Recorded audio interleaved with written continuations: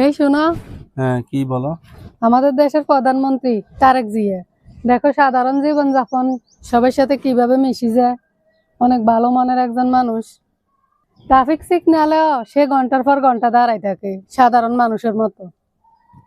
বেশি ভালো ভালো না, বাঙালি জাতি ভালো না, বাঙালি জাতি মির্জাফরের বংশধর, বুঝছো? এই আমাদের জাতির পিতা বঙ্গবন্ধু শেখ মুজিবুর রহমান বেশি দিন বাঁচতে দেয় নাই।